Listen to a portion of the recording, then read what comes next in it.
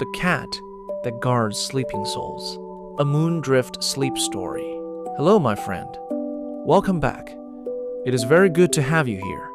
My name is Michael. I'm an Irish storyteller.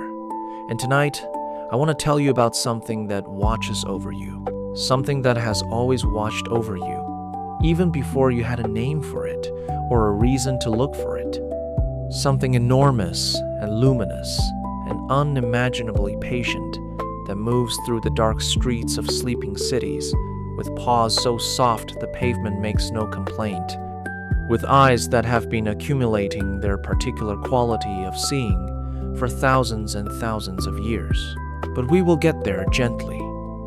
We will arrive, as all the best places are arrived at, without rushing, the way a good night's sleep arrives. Not in a hurry, not all at once, but by degrees. The way a room slowly fills with a particular dark that is not absence, but something richer. The dark that contains rest. For now, settle yourself wherever you are. Let the surface beneath you receive your full weight. If you are in a bed, let the mattress take all of you. Let it hold the backs of your arms and the length of your spine and the particular heaviness of your hips. All the weight that you have been carrying upright through the day, carrying with the effort it always takes, and the effort you rarely notice until you are allowed to put it down. Let it down now. The bed has you. The floor has the bed. The earth has the floor. There is a chain of support that goes all the way down to the core of the planet, and you are the top of it, and nothing along the chain is letting go. Let your hands rest open at your sides. This is a small thing, but it carries meaning. Closed hands hold on. They grip. They continue the work of the day, the clutching and the managing and the holding it all together. Open hands release. And tonight we are practicing release, gently, one layer at a time, starting with the hands and working gradually inward, the way a stone dropped into still water sends its rings outward from the center. Feel the backs of your eyes relax. There. That. The eyes have been working since the moment they opened this morning, tracking and focusing and processing at a rate so continuous and so automated that you have stopped noticing the effort it takes. Let the effort go now. Let the eyes simply be closed eyes, the simplest version of themselves, just two surfaces of skin resting against each other in the dark, doing nothing, needing nothing, completely at liberty to be still. Let your jaw soften. You may feel it, a small release in the muscles of your face, around your temples, and down the line of your jaw. The particular quality of tension that lives there all day long, and that you have been carrying without knowing. Because it has been there so long, it began to feel like the shape of your face, rather than something added to it. It is not the shape of your face. Let it go now, and feel the difference. Let your breath find its own rhythm. You do not need to breathe in any special way. You do not need to count your breaths, or control them, or consciously deepen them. The body knows exactly how to breathe. It has always known. It has been doing this since your first moment outside the womb, and it has never once forgotten how. All you need to do is get out of the way and let the body's own wisdom take over. The old intelligence of the lungs and the diaphragm, the low and steady wisdom of a system that asks nothing of the conscious mind, except occasionally to be left alone. And now, with each breath out, let the day dissolve a little further. The day is finished now. It belongs to yesterday. Whatever it contained, the good moments and the difficult ones, the things that went as you hoped and the things that didn't, the moments of connection and the moments of friction, the small accomplishments and the larger frustrations.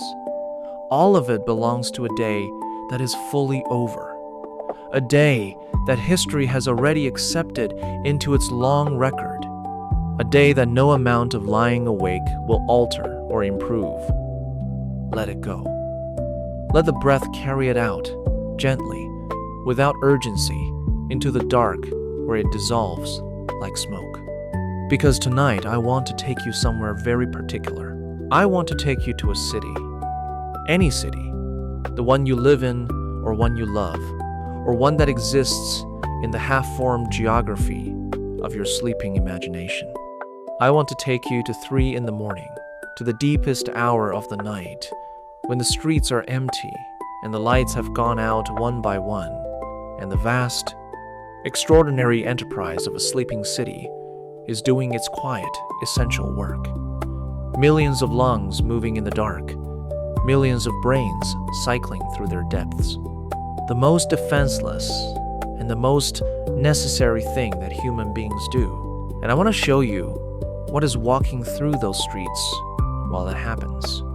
There is a particular quality to a city at 3 in the morning that you know if you have ever been awake at that hour, sitting by a window in the dark or walking a street that the rest of the world has vacated.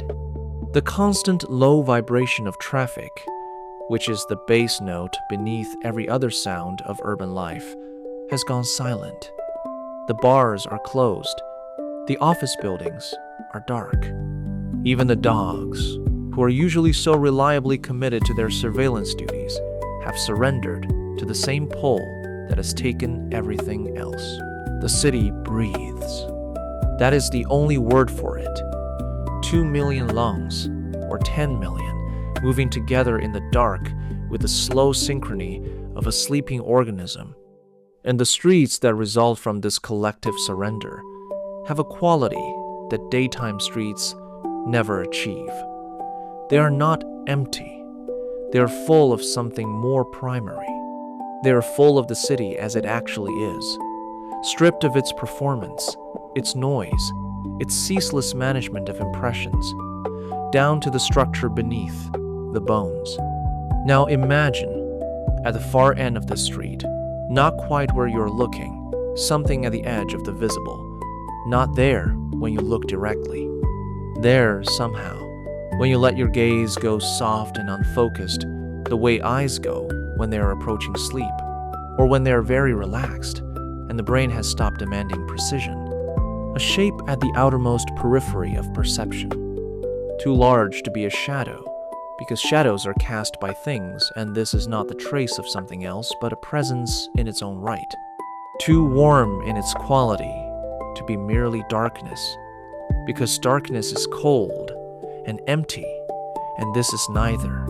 Moving between the orange pools of lamplight with a gait so measured and deliberate that it compresses the time around itself, the way that very large things moving carefully seem to move more slowly than their actual speed, because the mind requires a moment to rescale what it is seeing.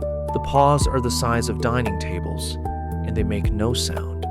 Each one meets the pavement with a precision that is almost tenderness, the specific care of a hand placing a fragile object on a surface, with complete attention to the qualities of both the thing and the surface. The fur is the color that lives between moonlight and still water, an unstable silver white that shifts as the creature moves, warm at the edges where the lamplight catches the longer guard hairs, cool and blue-gray in the deep undercoat where no external light reaches. The tail moves with the slow, considered patience of a river, not the quick flicker of a cat deciding something, not the lashing of a cat that has been provoked, but the long and unhurried sweep of something that has all the time it needs. The eyes are the part that is hardest to describe, not because they are frightening, the opposite of frightening. They carry a quality that you find in the faces of people who have been through everything, who have been at the edges of every kind of human experience, and have come out the other side of all of it and arrived somewhere past anxiety about anything, somewhere in the territory that lies beyond both patience and peace, something that makes the space around it feel fundamentally safer, simply by the fact of its presence. These are eyes that have been watching sleeping cities since the first city was built. They know every street of every city that has ever existed. They know every kind of human trouble that the dark can manufacture, every species of the 3 in the morning thought, every texture of the bad dream, every quality of the wakefulness that will not break into rest. They have been here for all of it. They are here now. This is the creature that humanity has always known was watching. We should begin in Egypt, because Egypt is where the record is oldest and the stories most elaborately, most beautifully, most durably drawn. Egypt is where it was carved into temple walls in hieroglyphs that have survived 4,000 years of wind and sand. It was cast in bronze and gilded in gold and pressed into the wax of protective amulets. It was painted on the interior walls of tombs.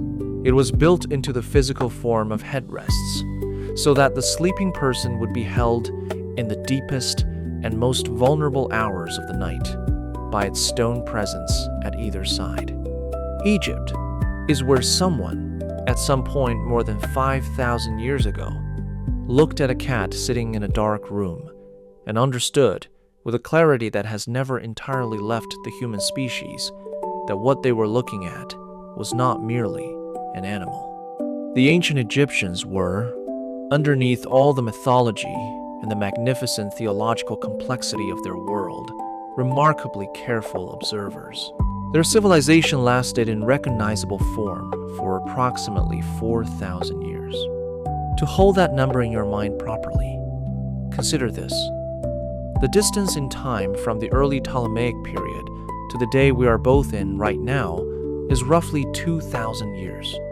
The distance from the first dynasty of ancient Egypt to the Ptolemaic period is another 2,000 years before that. When the Greeks visited Egypt and were astonished by its antiquity, they were visiting a civilization that looked back at its own origins with the same sense of remote distance that we look back at ancient Rome. And across all of those millennia, this civilization maintained a relationship with cats that was consistent, considered, and genuinely theological. The goddess Bastet was the daughter of Ra, the sun god. Ra was not merely important. He was not merely a significant deity in a crowded pantheon. He was the fundamental operating principle of existence itself, the force whose rising each morning made life on earth possible, the daily act without which nothing that any Egyptian valued, the crops, the Nile floods, the ordered continuity of human civilization, could survive even a single day. The sun had to rise every morning, without exception, and every night. This was not guaranteed. The serpent god Apep, known also as Apophis, lurked in the underworld. He was not a small kind of enemy. He was chaos in its most concentrated and most ancient form, the principle of disorder and extinction, the darkness that was not merely the absence of light, but the active, intentional negation of it.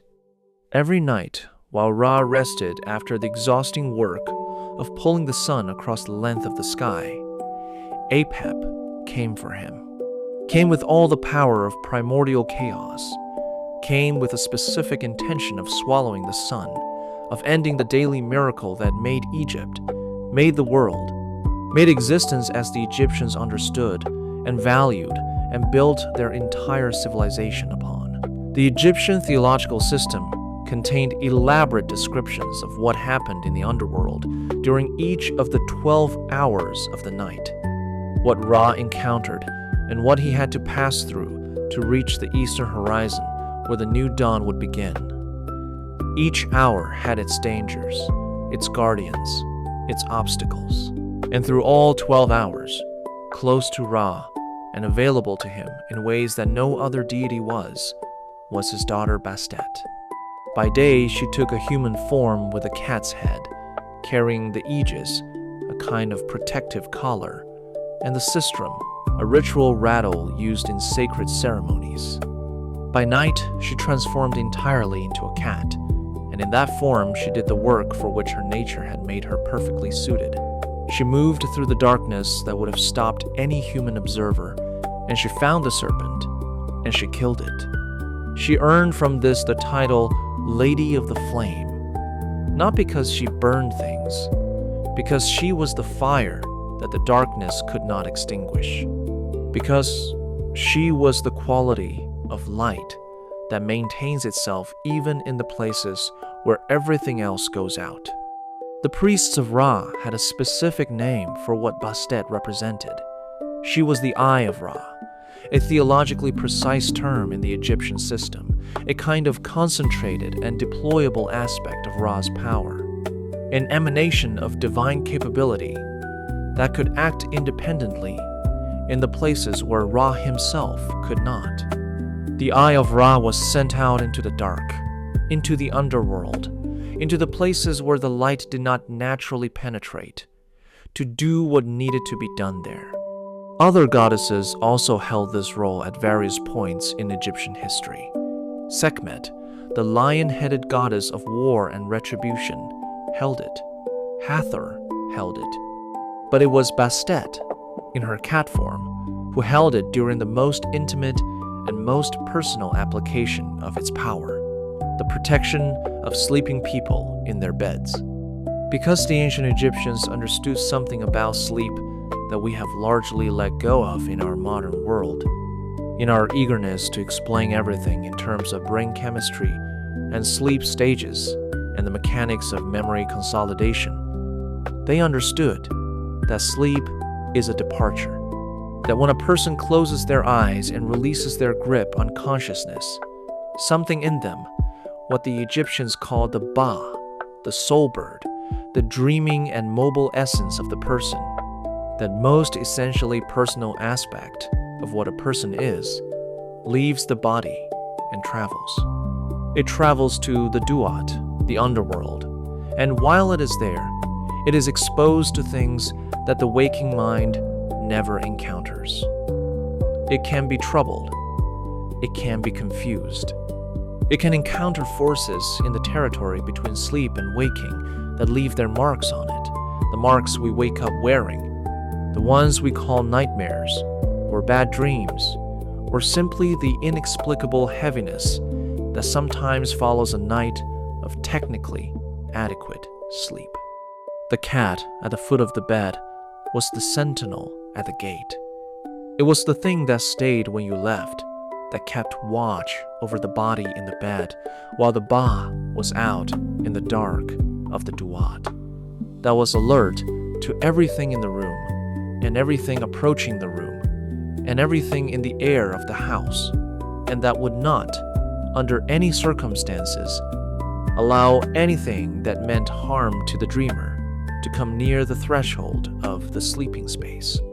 It was, in the most literal and practical Egyptian theological understanding, doing exactly what Bastet did in the underworld, maintaining a vigil in the dark so that the light could return safely in the morning. The great cat cemetery at Bubastis in the eastern Nile Delta received the mummified bodies of cats from across Egypt for centuries. The number of cat mummies recovered there by archaeologists working through the buried layers of this ancient practice runs into the hundreds of thousands. These were not token gestures of superstition. Each mummy represents a family's grief and gratitude, a household's recognition that something specific and protective had completed its service and deserved to be returned to the goddess it had served. With honor, with care, wrapped in linen and accompanied by amulets, and placed in the ground of the sacred city with all the reverence due to a protector.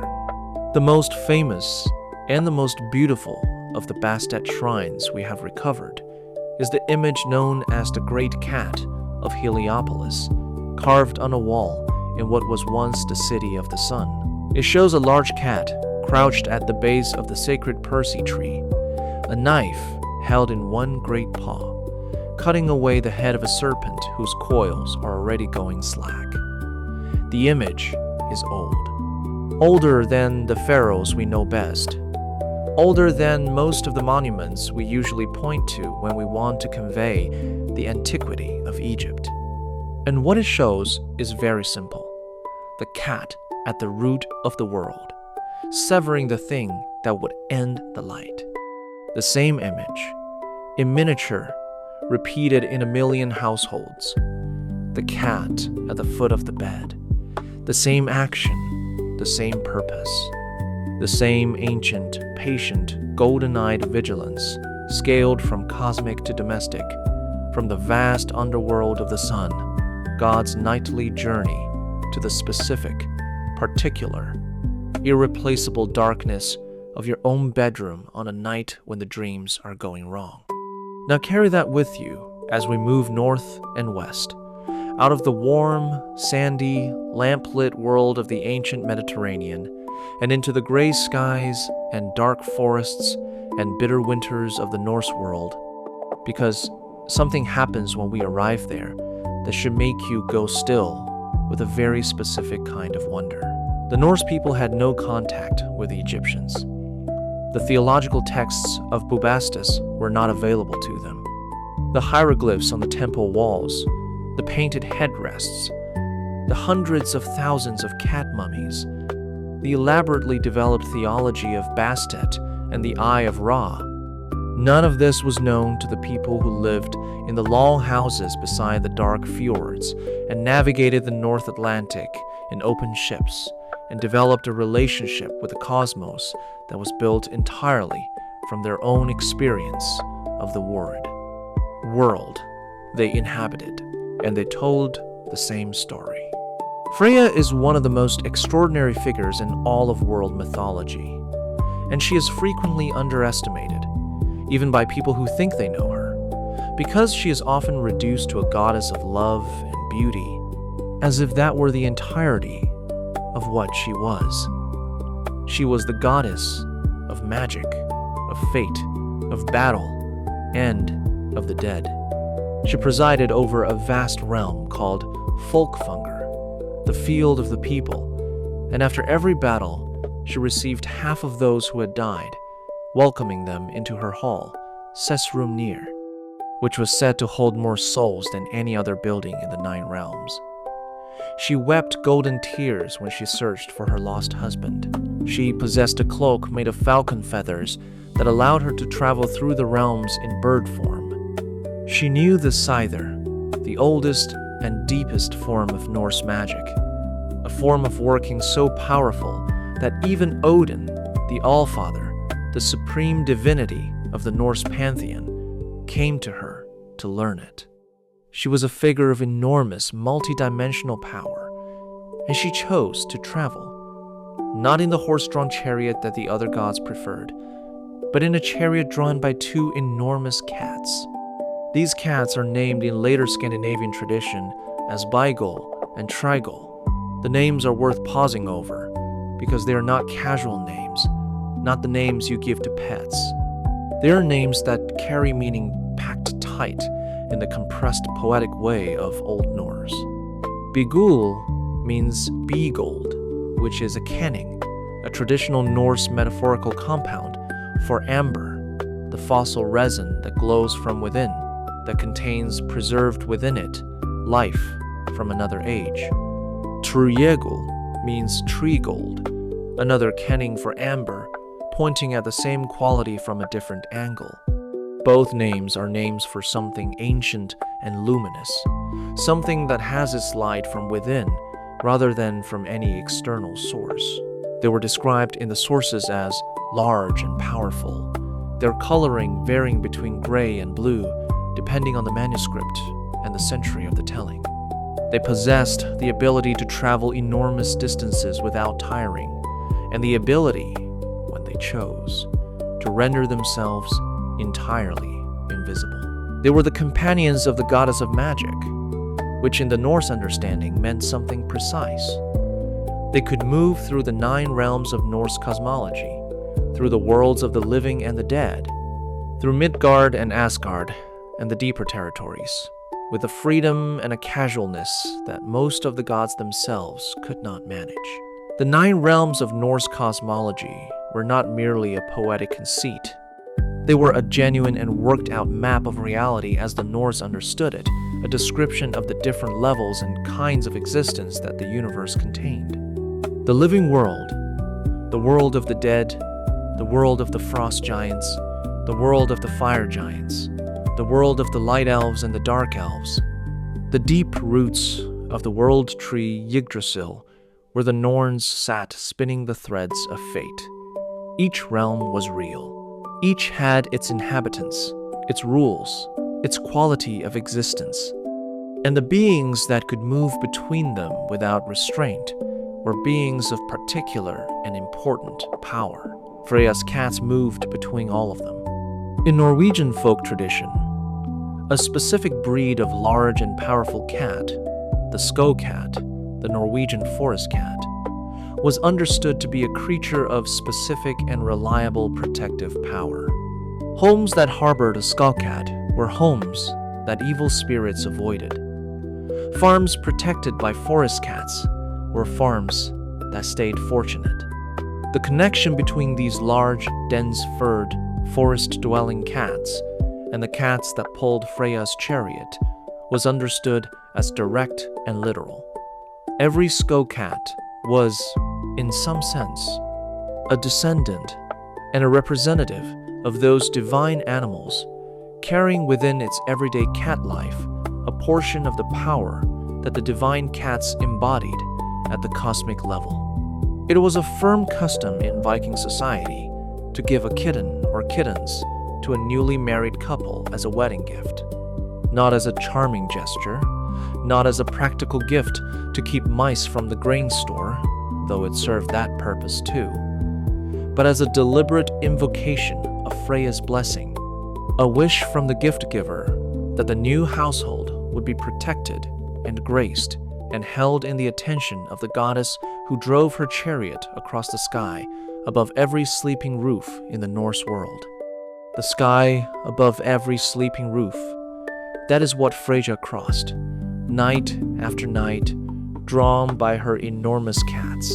The sky that covered every longhouse and every fishing village and every farmstead at the edge of the forest. The sky through which every Norse dream traveled on its way toward and away from whatever the dreaming mind encounters.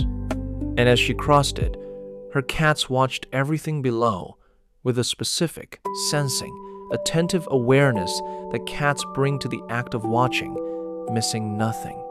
Move east now, across the full breadth of Europe, into the vast and ancient lands of the Slavic world, where the story acquires a different register, more specific and more intimate, more closely engaged with the phenomenology of actual bad nights, and in that specificity, more strangely convincing.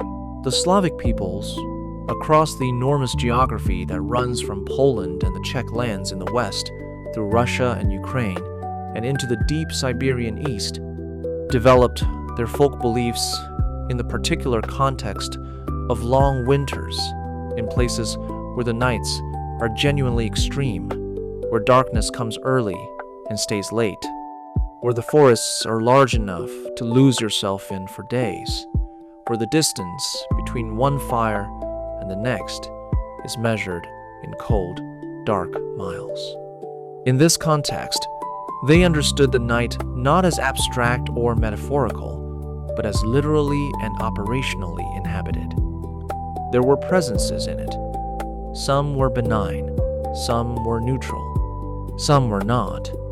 And among those that were not, the one most feared in connection with sleep, the one that parents spoke about in the careful low voices reserved for things that are real, was the Nochnitsa, the night thing, the night hag, the nightmare spirit. She is present in Russian and Slovak and Serbian and Belarusian and Ukrainian folklore, with remarkable consistency across regional variations. She comes in the deep hours of the night, the specific hours when even the light sleepers have finally descended and the house is as quiet as it will be, and she comes for children. This is her specific and terrible specialty. She presses down upon the sleeping child with a weight that the child feels in its dream as something enormous and dark bearing down on it, as a narrowing and a fear that fills the dream until there is no room for anything else, causing the child to cry out in sleep, that particular and frightening sound that parents recognize from across a house, the sound of a small mind locked in a place it cannot find the way out of. In Slavic folk tradition, the protective practices against the noknica were specific and practically worked out. A knife placed in the child's cradle, or used to draw a protective circle around it, because the universal Slavic belief held that iron was a material that supernatural beings could not cross. A stone with a natural hole through its center, positioned at the threshold of the room. Specific herbs, bundled and placed where the child slept. Spoken charms in the particular verbal formulas that had proven reliable over generations of use. And among all of these protections, consistently, across regions that had developed their folk beliefs largely in isolation from one another, a cat in the room. A cat, awake in the dark, positioned in the space between the sleeping child and whatever the night might carry toward them. The conviction behind this was precise and observation-based. Cats could see the noknica approaching. This was not a vague spiritual claim. It was a specific and felt belief derived from specific and repeated observation. Cats in dark rooms responded to things that human senses could not register. They tracked movements in shadows that produced no visible stimulus. They stationed themselves between a sleeping person and a particular corner or doorway with a focused, unbreakable stillness that had only one plausible interpretation: that they had identified something and were preventing it from passing. They were seeing and responding to presences that the human residents of the household were simply not equipped to detect. There is another spirit in the Slavic tradition that operates on the opposite side of this nocturnal dynamic. The dreamy, in Russian folk belief, is a spirit of gentle sleep and the onset of evening. She manifests as an old woman with very soft hands, or sometimes as a small, quiet person with a low and lulling voice. She walks beneath windows in the twilight, and when the darkness comes fully, she enters the house through the smallest gaps, through the cracks of door frames and the spaces under window sills. And she goes to the children with their eyes already closed, and she smooths the bed covers down and touches their hair very gently, and she deepens their sleep, drawing them from the light and restless shallows into the good depths where the body does its real work and the dreams are kind. The dreamy and the cat were understood as working in the same space from opposite angles. The dreamy drew the sleeper downward into the good depths. The cat stood at the outer threshold, keeping back whatever the night was trying to send in. Between these two presences, the sleeping child was held with the most complete protection that the folk wisdom of the Slavic world could imagine. Warmth at the center, vigilance at the boundary. In the Russian tradition, there is also a figure called the kikimora, a household spirit connected to bad dreams and disrupted sleep, and the babai, a bogeyman spirit who specifically targets children who are not sleeping as they should be. These figures, and others like them, populate a world in which the night is genuinely active, in which the passage from waking to sleep and back is a journey through territory that has its dangers and its inhabitants, and in which the most reliable single protection for that journey is the cat.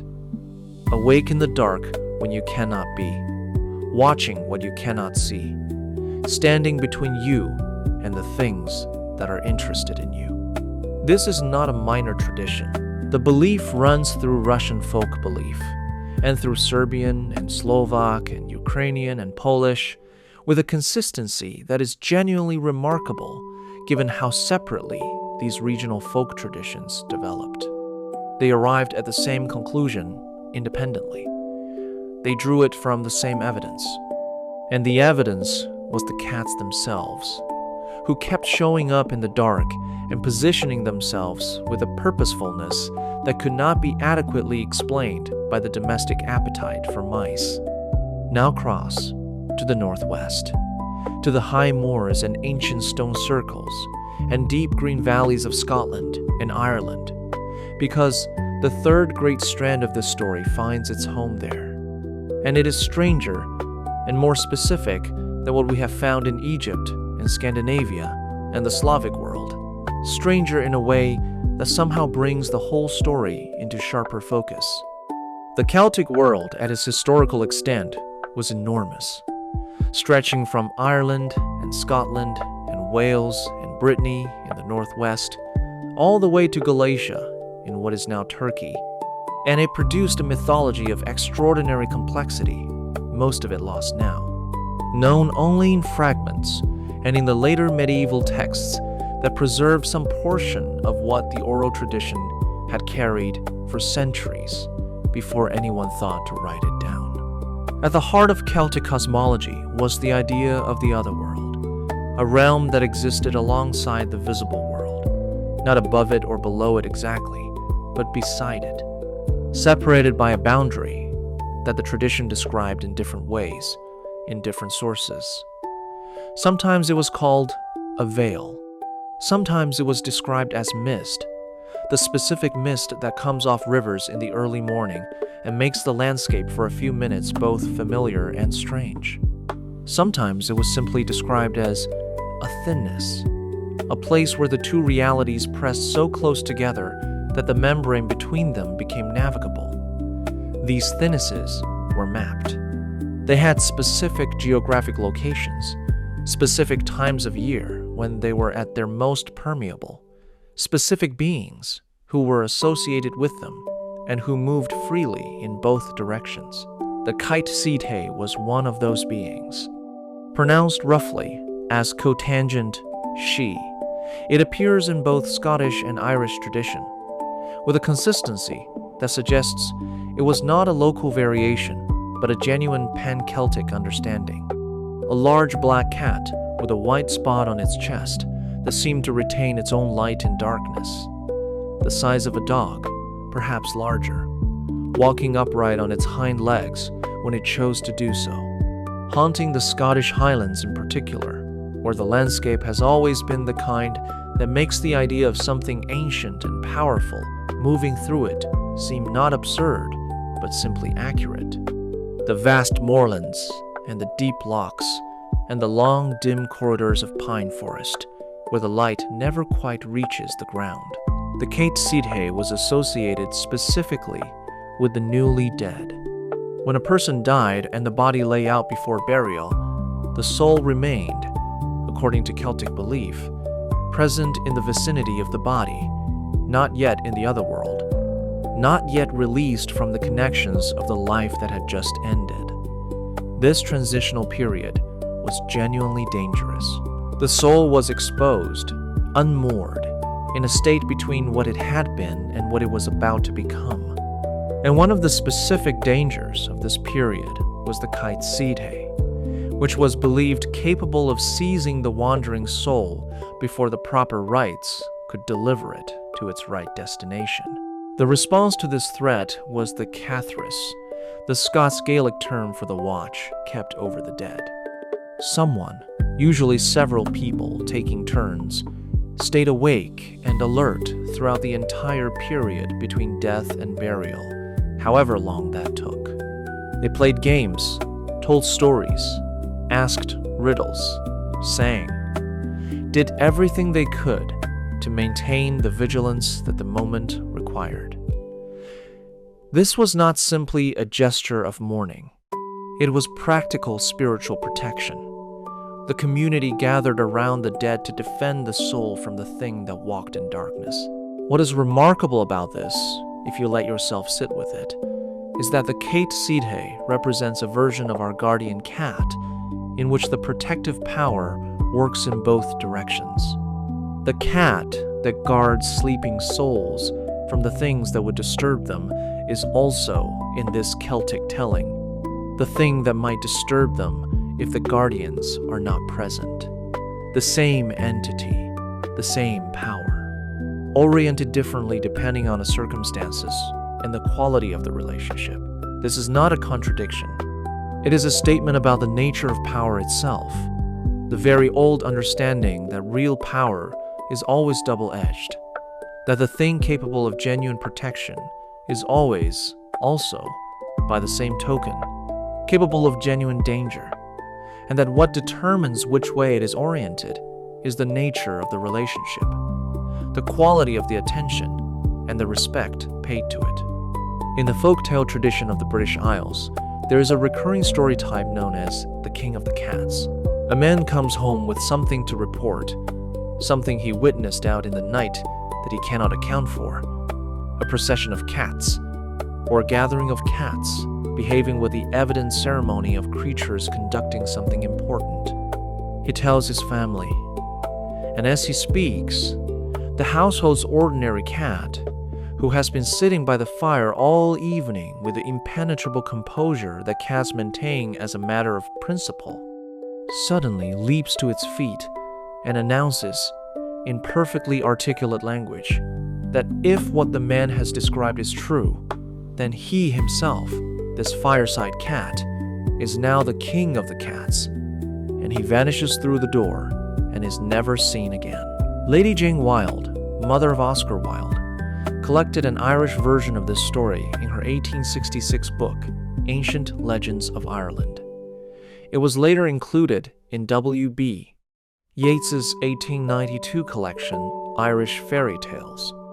The story persists across collections and centuries and regions because it articulates something that the folk imagination genuinely required to say, that every cat you have ever known may be something other than it appears, that the hierarchy of the supernatural world of cats is real and ongoing, and that the domestic cat by your fire is a representative of something much older and much larger than its fireside presence suggests, assigned to your specific household for reasons that are not yours to know and not yours to question, but present and watching, and connected to a network of watching that spans every hearth in the world.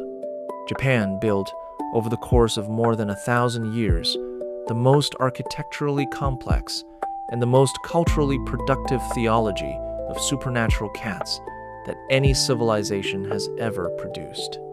In the Heian period and through the Kamakura period and the Edo period and beyond, the Japanese relationship with cats and their supernatural dimensions was developed with the same careful thoroughness that the Japanese applied to every other domain of cultural and spiritual significance, producing a body of folklore and narrative and artistic representation that is still generating new stories today.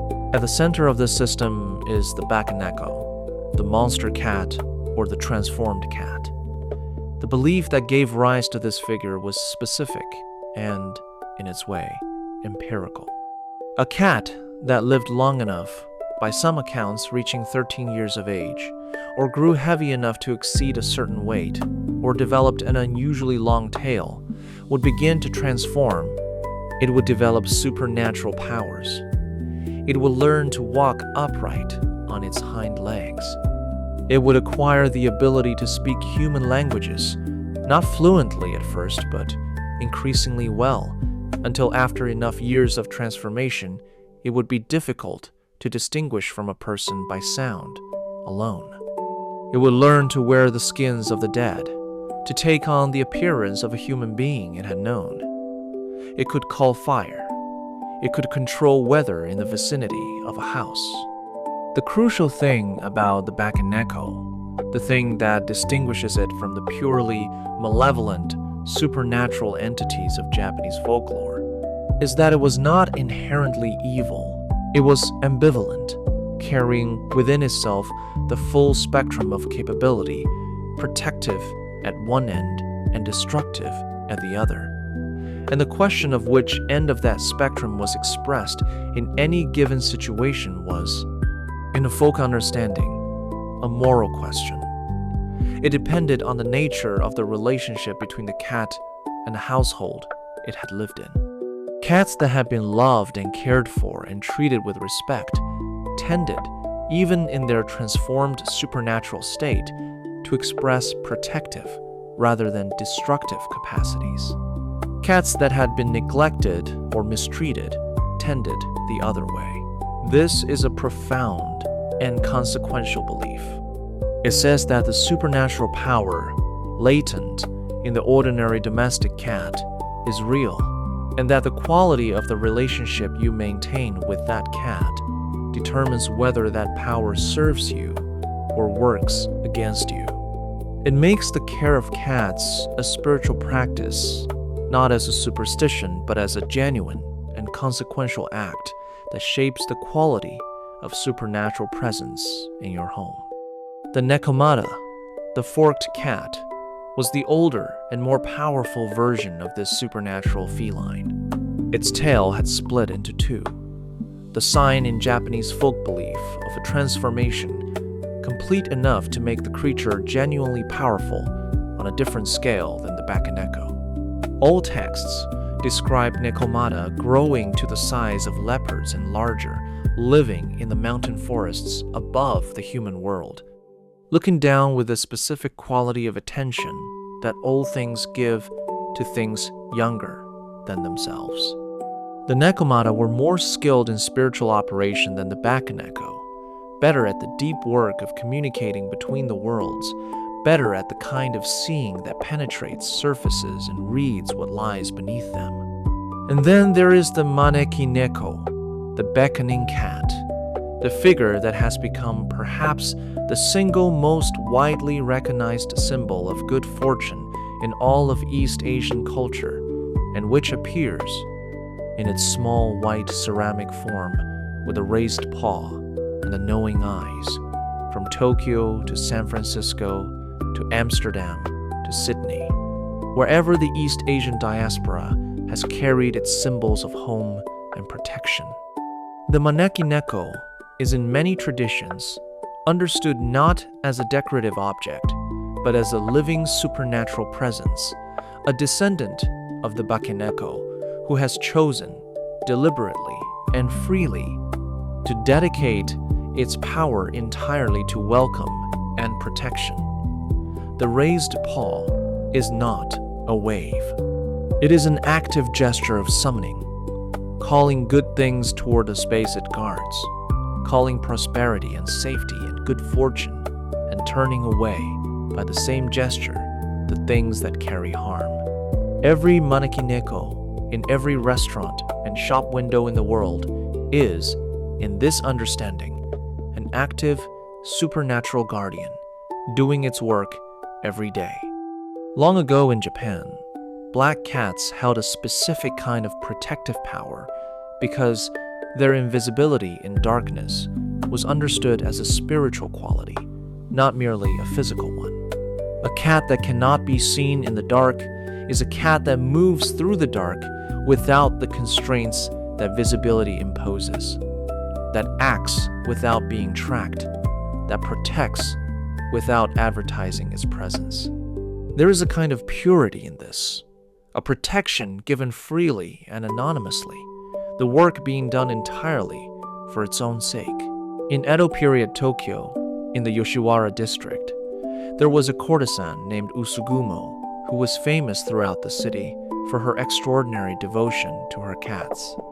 She was so dedicated to them, carried them with her so constantly, that it was rumored she had been possessed or bewitched, that she was no longer simply a woman, but something shared between a woman and a cat. One evening, as she moved toward a particular room, her tortoiseshell cat seized her robes and would not release them, pulling with a desperation that went beyond any ordinary animal behavior. Another person, frightened, killed the cat. When they raised a lamp, they found a large venomous snake coiled precisely in the space Usugumo would have stepped into. The cat had known. In the dark of the room, With a specific heat-sensing awareness of a creature built to find warm-blooded prey, it had detected the cold and lethal coil of the snake before any human sense could find it. And it had used everything it had, its body, its voice, its persistence, to prevent the person it was guarding from entering that darkness without knowing what was in it. The story is told as a love story, the devotion of a cat to the human it has chosen. It is also a very precise description of what cats actually do. They know. They always know first. The Islamic tradition holds, with a warmth that is both legal and personal, the most explicitly spiritual relationship with cats of any in the world. And because it is both encoded in religious law and expressed in the personal example of the Prophet Muhammad himself, may peace be upon him, it has shaped the relationship with cats of more than 1 billion people across 14 centuries. The Prophet's cat Muezza is the center of the most famous story.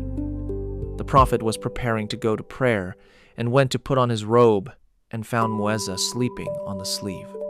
The choice he faced was direct and revealing: wake the cat or find another way. He cut the sleeve rather than disturb Muezza's sleep. He went to his prayer. He returned to find Muezza awake, and the cat bowed to him, and he stroked it 3 times. This story has been told every day for 1400 years. It is told to children. It lives in the body of Islamic ethical teaching as an example of the quality of consideration that should be extended to living creatures.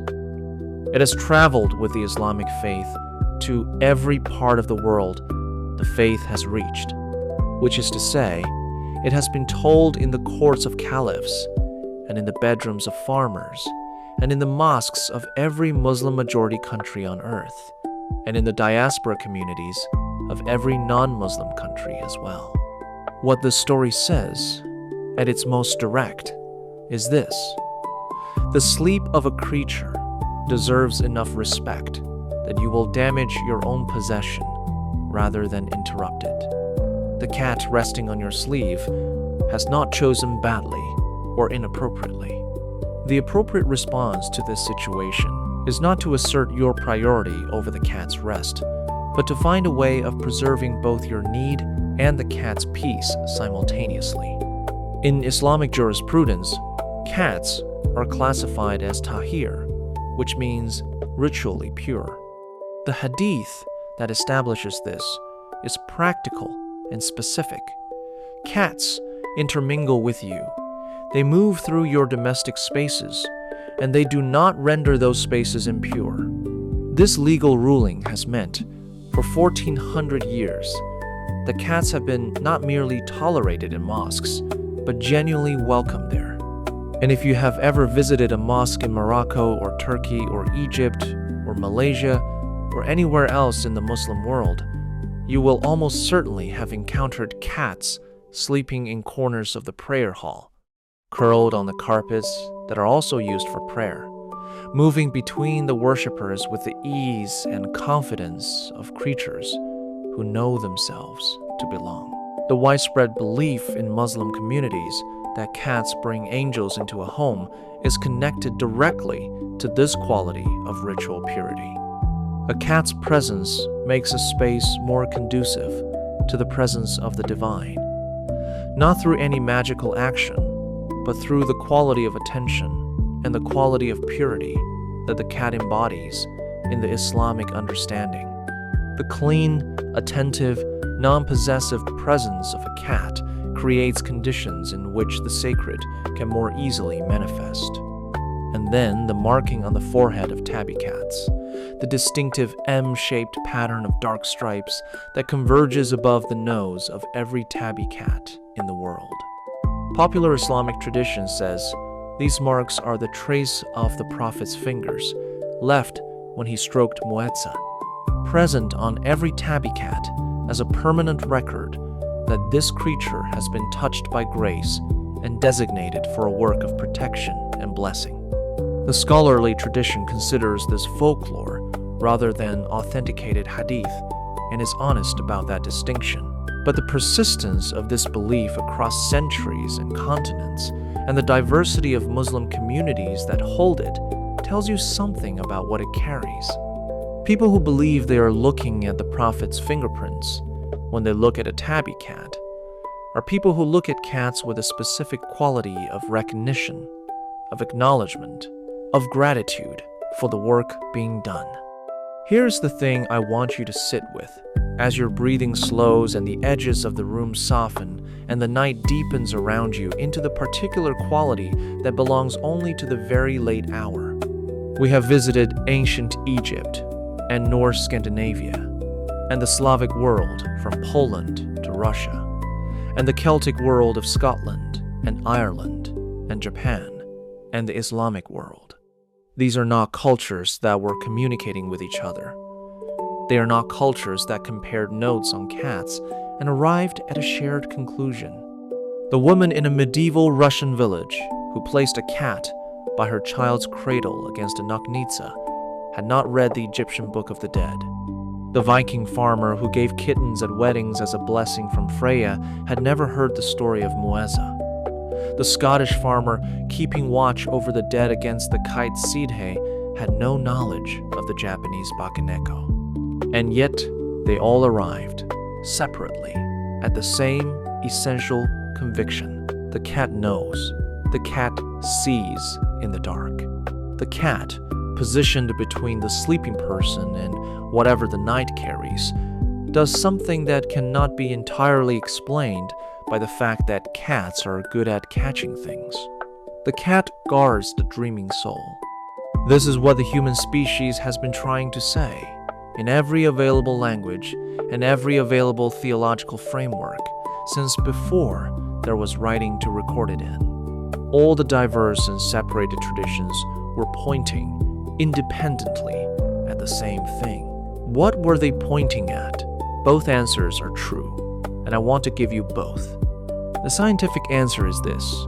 A domestic cat's hearing range extends from 45 Hz at the low end to approximately 64,000 Hz at the upper end.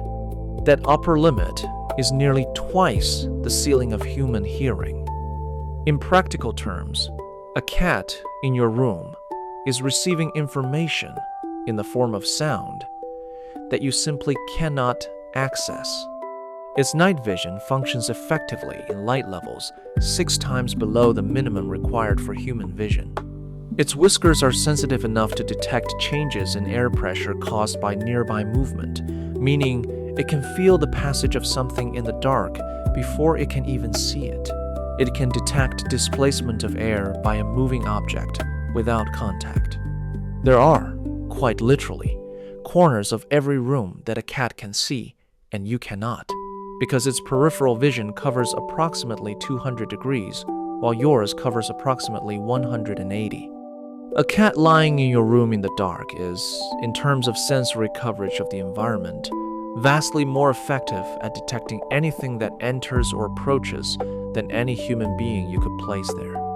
If there is anything in that room to know, the cat knows it first. If something is coming, the cat knows before you do. This is not supernatural. This is the product of 50 million years of evolution, selecting for exactly this set of capabilities. The cat is built for exactly this work. The other answer is that the traditions were pointing at something real that our current frameworks do not yet fully describe. That in the oldest and most universal experience of the human species, there is something in the quality of a cat's presence in the dark that changes the quality of the space around it in ways that instruments have not yet been designed to measure. That the ancient Egyptians were describing something true when they spoke of the Ba leaving the body during sleep and becoming briefly vulnerable. That what the cat guards is not merely the physical body, but the dreaming aspect of the person, the part that goes out into the country that exists between sleep and waking, and that whatever is found there, the cat knows about it and stands between it and the dreamer with the same absolute confidence that Bastet stood between Apep and the sleeping Ra. You do not need to choose between these answers. They are not in competition. They are both part of the same very large truth, seen from different angles, described in different languages. Available to any person willing to sit quietly in a room at 3 in the morning and pay attention to what the cat is doing. Let me tell you now about what sleep actually is, because you are moving into it, and it seems worth knowing something about the country you are entering. The moment you fall asleep, your brain begins moving through stages of increasing depth. In the first few minutes, you are in light sleep, close enough to the surface that a door closing down the hall would bring you back easily. Your muscles relax, your breathing slows, your heart rate drops from its waking pace to something more peaceful. Then you move into slow-wave sleep, what researchers call stage 3, the deep, restorative darkness where the body does its most significant repair work. The immune system catches up, the muscles unknit from the day's tensions. The day's cortisol breaks down to nothing. Memories made during the day are moved and sorted, and some of them are transferred into the longer-term structures, where they will live for months or years or the rest of your life. Approximately 90 minutes after falling asleep, you reach REM sleep, rapid eye movement sleep, the stage most associated with vivid dreaming. In REM sleep, your brain activity becomes strangely similar to wakefulness. The thalamus, which has been acting as a sensory gatekeeper during the earlier stages of sleep, keeping the outside world muted, becomes active again and begins sending the cortex images and sounds and sensations of its own construction. Your eyes move under your closed lids, tracking things you are seeing in the dream. Your heart rate rises. Your breathing becomes irregular, and your body enters a state of muscle atonia, a temporary and complete relaxation of the voluntary muscles. Your body cannot act out your dreams. While the dreaming mind runs through whatever landscape it has constructed, your body lies still and protected. This paralysis is not a malfunction. It is, most sleep researchers believe, a profoundly important protection, the brain's way of ensuring that the adventures of the dream remain internal. This is the state in which the old traditions say we are most exposed, the dreaming mind, open to whatever the dark can offer, the body still and unable to respond. The gap between the two, the space in which the Noknitsa pressed down and the Apep reached for Ra, and the Kate Sithe moved toward the unmoored soul. And right there, at that gap, in every tradition we have visited, something is stationed. Imagine it now. Imagine the city outside your window, or the city you are in, or the city you love at this hour. The last lights going out, the last sounds of the evening fading. The streets empty and quiet and held in the particular quality of the deep night. And then the cat.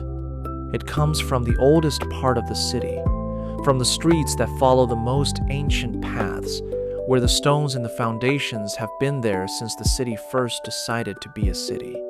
It moves at the pace of the night itself, which is not slow and not fast, but simply unhurried in a way that makes the concept of hurry seem small, beside the point, a category error. The glow comes from within, not from outside, not reflected or borrowed light, but light generated at the source, working outward through the dense undercoat and the longer guard hairs until the whole surface of the creature shimmers with a soft, sourceless luminescence that throws no shadows, that seems to belong to a different quality of light than the orange of the street lamps. The buildings nearest the cat are visible in this light with a clarity that the street lamps alone could not provide. Their brickwork and their weathering, and the particular history written in the color of their stones. The cat reads the buildings the way an experienced reader reads a page it knows well, quickly, with full attention, looking for the specific passages that require notice. Most windows, it passes without slowing. Most windows tell the good story. Someone deep in the third stage of sleep, in the slow wave depths where the brain waves are at their longest and most peaceful, where the body is at its most thoroughly resting. These get the same response from the cat, a sound below human hearing that the sleeper inside feels not as sound, but as a slight deepening of the breath, a small additional settling into rest. Other windows make it stop. A window on the second floor of a narrow house, in the part of the city where the streets are named after battles that happened a long time ago. Inside, a child of perhaps 6 is entering the shallow, quickened breathing that precedes a nightmare. Something in the child's dream is constructing a landscape of anxiety, the specific landscape that children build at night, vast and wrong, and dominated by things that were small and manageable during the day, but that the dark has enlarged beyond any reasonable proportion. The cat sits beneath the window. It sits in the formal, complete way that cats sit when they are doing something important, the all-four paws square, tail curved around posture of a creature that has arrived and intends to stay. It looks up at the window. Something changes in the room. Not something visible, not something that would register on any instrument currently in use. But the quality of the air in the room shifts very slightly, the way air shifts when something warm and steady enters a space that had been slightly cold. The dream's logic, which had been building its anxious architecture, finds something in its path that it cannot incorporate. The landscape of fear finds itself occupied by something that fear cannot displace, something old and steady and unimpressed by fear, something that has been countering the landscape of the bad dream for longer than any single bad dream has existed. The child turns in sleep. The shallow, quickened breathing deepens. The nightmare, which had been gathering itself, dissolves back into the formless material from which dreams are made. The child descends from the disturbed shallows into the good depth of slow-wave sleep and will not remember, come morning, anything except the vague and unprovable sense of having been found when they were lost. Which is, of course, exactly what happened. The cat waits until the breathing from the window steadies into the long, slow rhythm of deep sleep. Then it stands, shakes one paw, and moves on. Higher up in the city, on the 14th floor of a building made of glass and steel, a woman in her mid-40s is lying in the particular rigidity of someone who has been exhausted for a very long time and still cannot sleep. Her mind is doing what minds do in this condition: cycling, returning, cycling again, touching the same points of worry with the same helpless repetition, the same thoughts that have no new information in them, that have been worn smooth by weeks of repetition, that the mind keeps returning to anyway, because the anxiety that drives them has not been resolved, and the body in the dark cannot find a way to stop reaching for the resolution. She has tried everything she knows. She has regulated her breathing. She has made lists of what she is grateful for. She has tried to redirect her thoughts. None of it has worked tonight. And the failure of these strategies is itself becoming part of what she is worrying about, another item in the rotating list. The cat pauses in the wide, empty plaza below her building, looks up 14 floors, reads the quality of the window, the particular tension of a wakefulness that is not physical, but entirely mental, and knows exactly what it is looking at, because it has been reading this specific window on this specific floor in 1,000 different buildings for longer than buildings made of glass and steel have existed. It does not send warmth, exactly. It does not send reassurance, Exactly. Because reassurance is what you offer when you want someone to believe something that might not be true, and the cat does not lie. What it sends is something more fundamental, the quality of company, the specific warmth of knowing that the dark is not empty, that something with very old eyes and absolute steadiness is aware of this exact moment, this exact room, this exact and particular struggle, and is not alarmed by it, and is not going anywhere. The woman on the 14th floor does not know about the cat. She would not believe she had been visited if told. What she feels is something she could not later explain. A slight release in the muscles across her shoulders, the first genuine release in hours, a change in her breathing that she does not initiate, but welcomes. And then, arriving not as an argument, but as a quality of knowing, the understanding that the things she is worrying about are real, but are not emergency, that they have been real since yesterday, and she survived yesterday, and that right now, in this specific hour, there is nothing to be done about any of them, and therefore no reason to remain locked in this particular tension. She turns onto her side. The knot in her jaw, which has been there since she stopped trying to explain the feeling to herself, releases. She is asleep within 15 minutes, and the sleep that follows is the best sleep she has had in weeks. Before dawn, the cat turns back toward the oldest part of the city. Not to rest, not to shelter, simply because the oldest ground is where it is most fully itself, where the stone has been long enough in place to know it by accumulation rather than introduction. Behind it, in the buildings it has passed, every sleeping person is in the late stages of their night, in the extended REM periods that dominate the second half of sleep. The dreams happening now, in all these rooms, in all these beds, are the most elaborate of the night. They are happening without fear. The fear that sometimes prowls the borders of REM sleep, waiting for the dream to offer it purchase, has been held back all night by something much larger than fear, something with a different relationship to the dark than fear has ever had. The birds begin before the light. One note from the trees at the edge of the park, then another answering, then the slow accumulation of the dawn chorus, not yet music, but already the intention of it, the conversation that precedes the choir. The sky above the buildings shifts from the deepest blue-black of the late night toward the slightly lighter, slightly warmer darkness that comes before the gray. The cat is already in the oldest streets by the time the first light appears. It will be there tomorrow night, and the night after. It has been there every night, for as long as there have been sleeping people who needed something watching over them. It will be there, as long as there are sleeping people to watch over.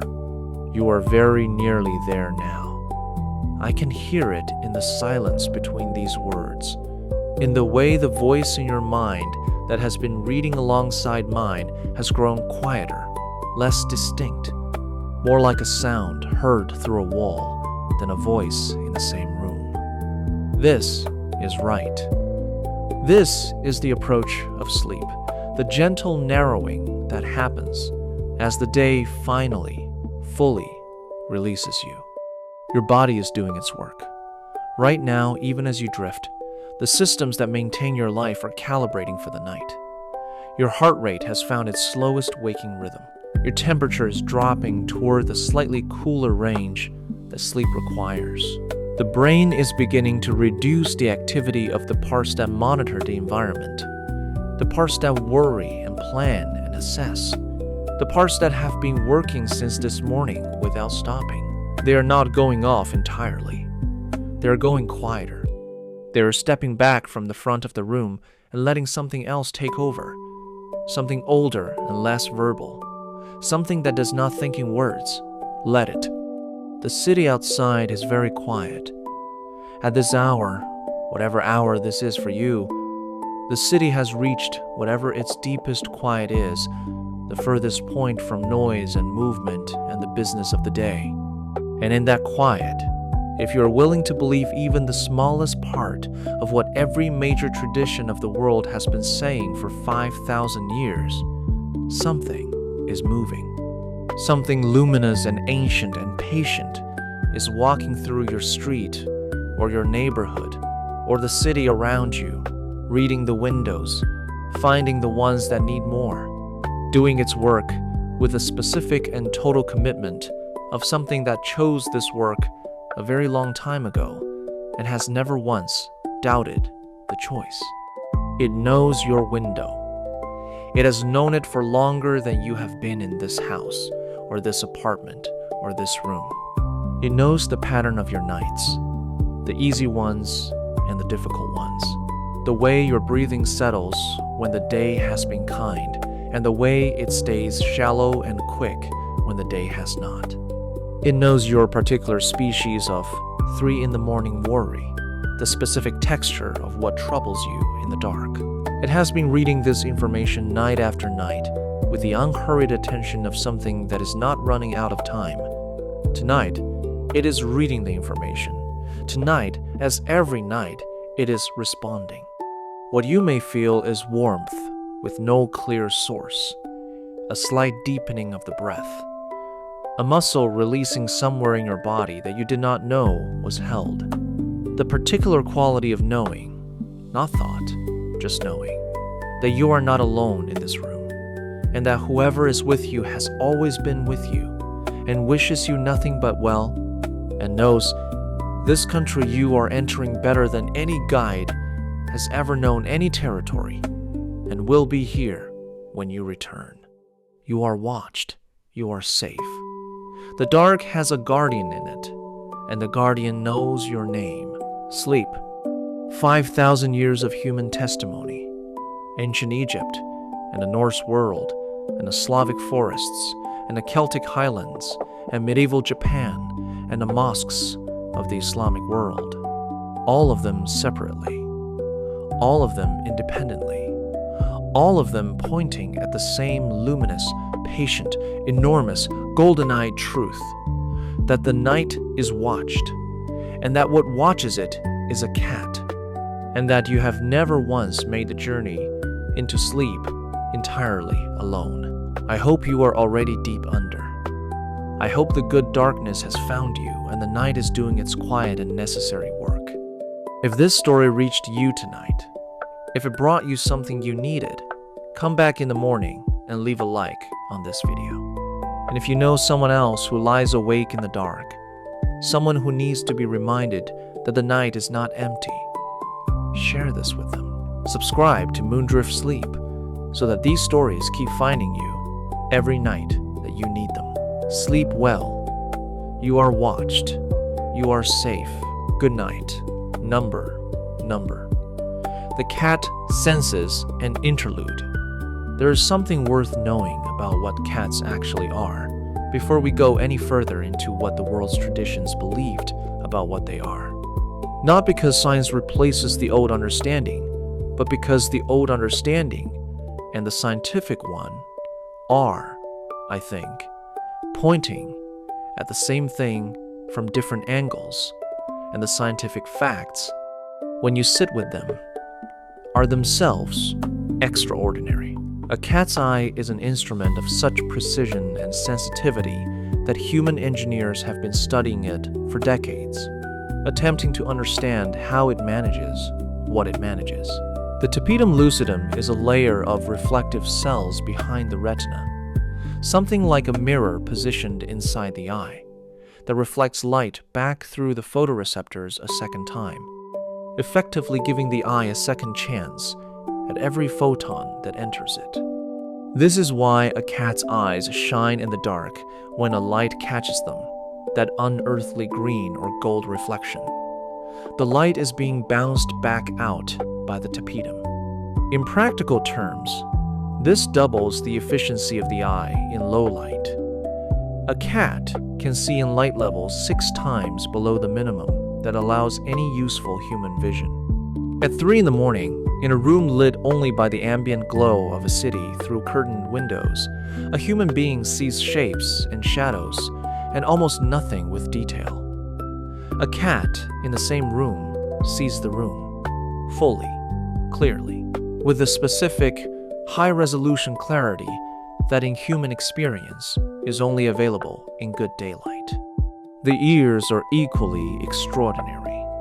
The cat's outer ear, the pinna, is shaped like a satellite dish and can rotate independently up to 180 degrees in each direction, allowing the cat to triangulate a sound source with a precision that no human ear can approach. The hearing range, from 45 Hz at the low end to 64,000 Hz at the upper end, covers frequencies that are simply inaudible to human beings. The ultrasonic range, in which mice and many other small animals communicate, in which certain insects move, in which a large number of environmental sounds occur that the human brain simply filters out as below-threshold noise. In practical terms, in a dark, quiet room at 3 in the morning, a cat is receiving a continuous stream of acoustic information that the person sleeping in that room cannot access at all. It is hearing, at moderate volume and with perfect clarity, sounds that the human ear would classify as silence. The whiskers, vibrissae, are connected at their roots to a dense network of nerve endings, far more sensitive than the nerve endings in human fingertips. They can detect changes in air pressure caused by nearby movement, which means the cat can feel something moving in the dark before it can see it or hear it.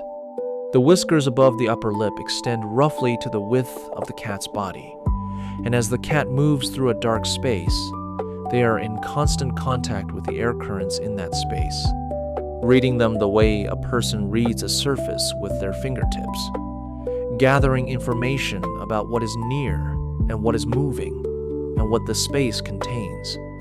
This is the sensory apparatus stationed in the room with you while you sleep. This is the instrument of perception that 5,000 years of human tradition across 6 distinct major cultures described as a guardian. The question that perhaps should be asked is not why so many cultures believe this, but why it would ever have seemed doubtful.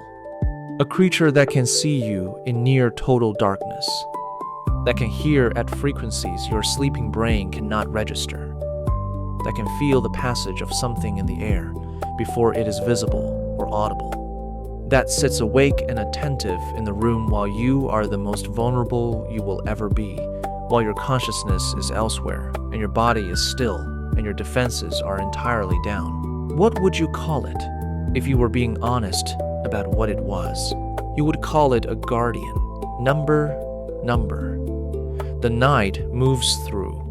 Here is something the scientists know about nightmares that the old traditions also knew, from the other side of the same understanding. Nightmares are most common in the second half of the night, in the extended REM periods that dominate the hours between 3 in the morning and dawn. This is the time when the brain is doing its most intensive processing of the day's emotional material, when the amygdala, the brain's emotional processing center, is highly active, when the prefrontal cortex is sufficiently reduced in activity that it cannot perform its usual moderating function. The fears and anxieties of waking life, the things the conscious mind manages during the day with the various cognitive strategies it has developed, find their way into dreams when the strategies are sleeping. Nightmare frequency is highest in people under stress, in people who have experienced trauma, in children whose developing minds have not yet built the cognitive scaffolding that allows the difficult material to be processed before it reaches the dream. And the hour at which nightmares most commonly occur is the deepest hour of the night, the hour farthest from dawn, the hour when the cad is most certainly awake. There is research suggesting that external sensory input during sleep, particularly gentle, rhythmic sensory input, can influence the content and emotional tone of dreams. Pleasant scents have been shown to improve dream valence. Gentle warmth reduces the biomarkers associated with nightmare activity. The presence of a warm-bodied companion reduces physiological measures of sleep disturbance. The body, even asleep, knows it is not alone. A cat curled at the foot of the bed or lying near the pillow is providing exactly these inputs: warmth, rhythmic breathing, a low, felt vibration if it is purring, weight and presence, the specific reassurance of something alive and close, and the knowledge, in whatever wordless way the sleeping brain understands the quality of its own safety, that something awake and watchful is nearby. The ancient Egyptians were, in their way, describing a real effect. The nervous system of the sleeping person does genuinely respond to the quality of protection in its environment. A person who feels safe, who has a reason to believe, even at the level of animal perception rather than conscious thought, that something is watching, sleeps more deeply and more restoratively than a person who feels alone in the dark. The Nochnitsa of Slavic folklore was real in the sense that bad dreams are real, in the sense that the things that disturb sleep are real. And the cat at the foot of the cradle was a genuine response to that genuine problem, not because the cat was performing a supernatural function, but because the cat was doing exactly what the cat does, watching in the dark, warm and present, displacing the anxiety of an unguarded night with the simple fact of guardianship. And perhaps, if we are honest, that is already miracle enough. That in a world full of things that do not care about us, there is a creature that does. A creature that chooses, in its quiet and non-verbal way, to place itself between the sleeping person and the dark. A creature that has been making this choice in every culture that has ever kept cats for 10,000 years. Number. The hours between. The city moves through the night in stages that the cat knows as well as it knows anything. The first stage is the gradual dimming, the slow withdrawal of the day's participants into their private spaces. Restaurants empty. Bars reach their last orders. The last buses run their routes with their scattered cargo of late workers and revelers, and the particular population of people who are always up late for reasons they prefer not to explain. The city's noise drops register by register. The way a conversation in a room drops when the most voluble person leaves. The way a party quiets after midnight, incrementally, interval by interval, until what remains is not silence, but the city's actual voice, the voice it uses when it is talking to itself. By midnight, most of the residential streets are still. The lights in bedroom windows have been going out since 10, since 11. The city's residents dropping off in the predictable sequence of work nights and school nights, and the accumulated exhaustion that drives most adults to bed by a certain hour regardless of intention. The last holdouts, the insomniacs, and the anxious, and the very young, whose internal clocks have not yet aligned with the world's requirements. Those windows still glow, warm rectangles in the dark facades of buildings, each one containing a person who would rather be asleep and cannot manage it, for reasons that are as various as the people themselves. At midnight, the cat enters the city. By 1 in the morning, it has already covered the eastern quarter, the streets of newer construction. The buildings put up in the last 50 years, where the architecture is more interested in efficiency than in the accumulated gestures toward beauty that characterize the older parts of the city. These buildings are less interesting to look at than the older ones, but the people in them sleep with the same needs and the same vulnerabilities, and the cat's attention to them is no less complete for the plainness of the facades.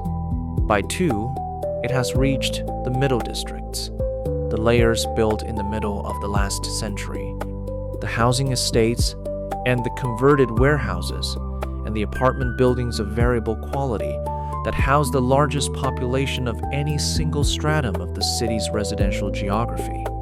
This is the most diverse hour in terms of what the cat reads. The most troubled sleepers are here, statistically, because the largest number of people are here.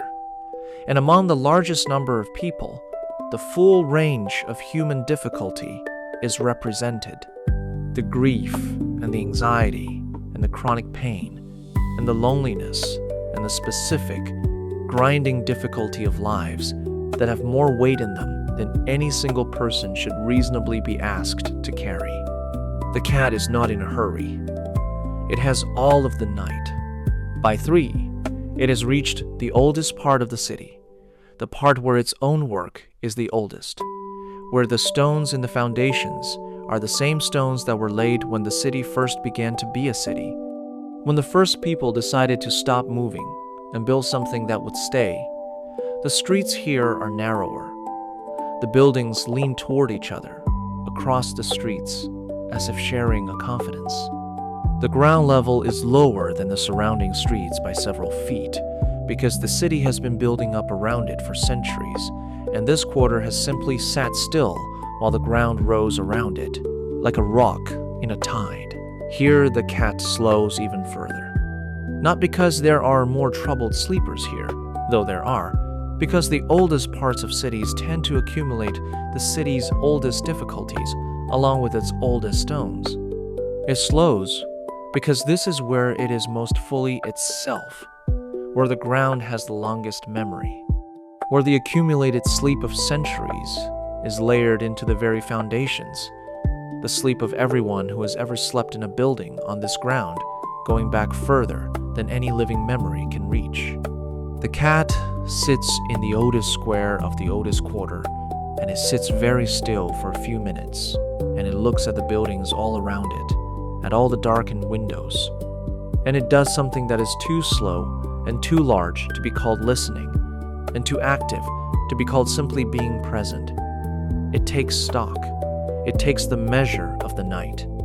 It assesses, with the ancient and comprehensive attention it brings to this work, the state of everything it can see and hear and feel and sense through the vibrations in the ground and the quality of the air and whatever other information gathering the old traditions were pointing at when they said it sees what we cannot see.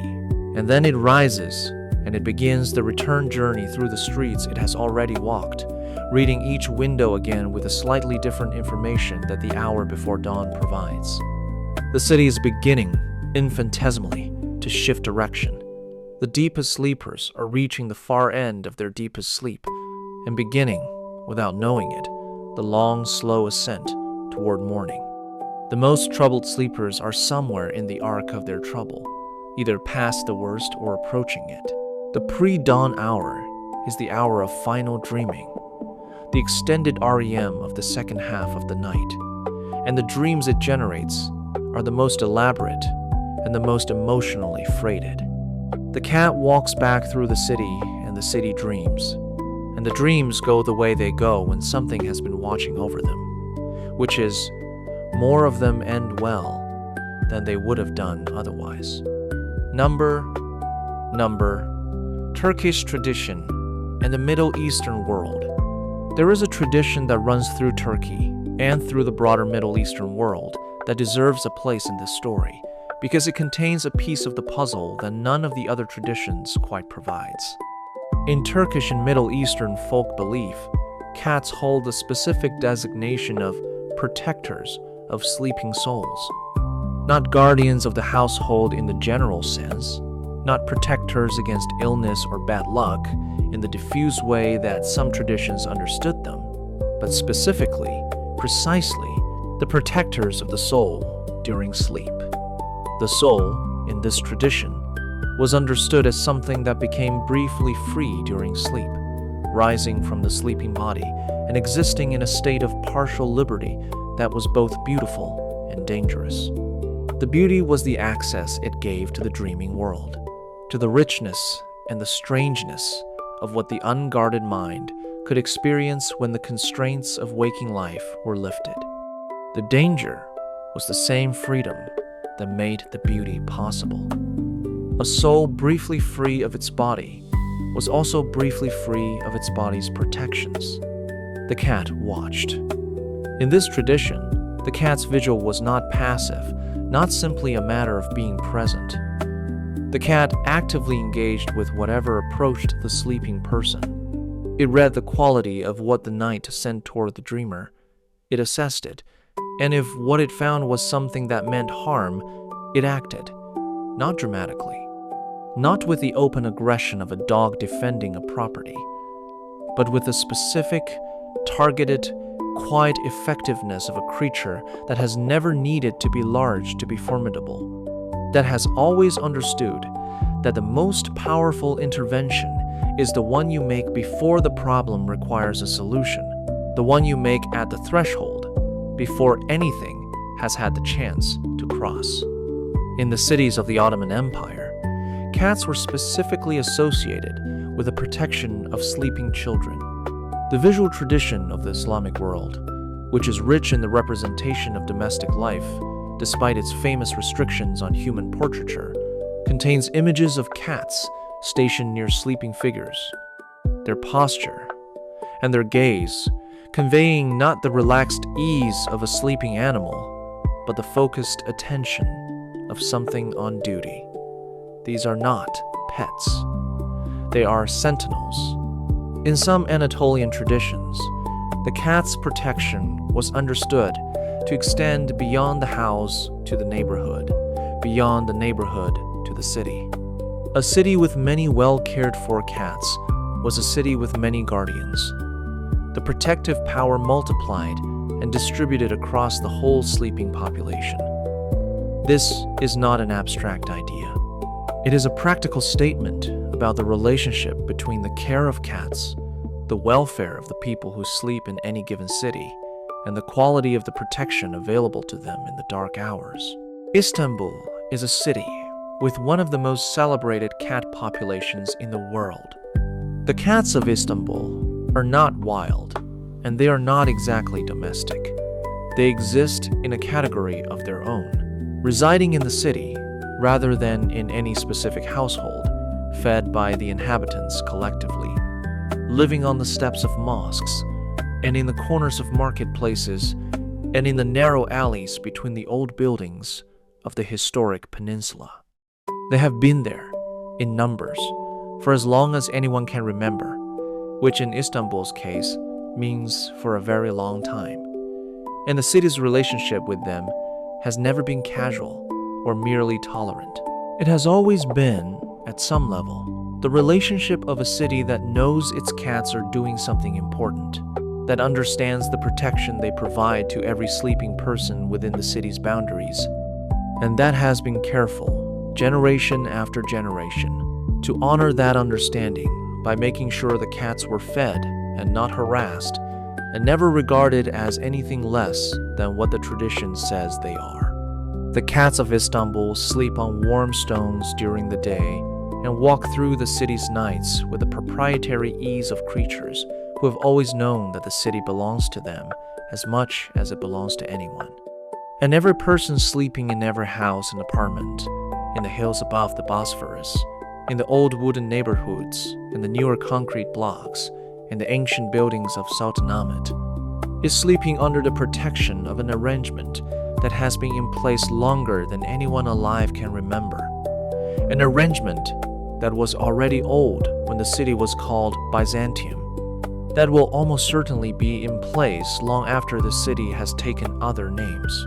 Number, the weight of 5,000 years. There is something humbling about 5,000 years of testimony.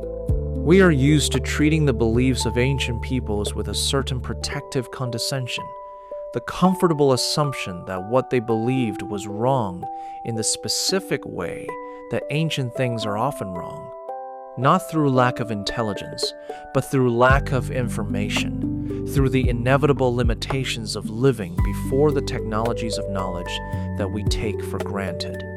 The ancient Egyptians believed the earth was flat, we say, not quite accurately, but as a gesture toward the kind of thing we mean. They believed the sun was pulled by a god. They believed that cats guarded the souls of sleepers.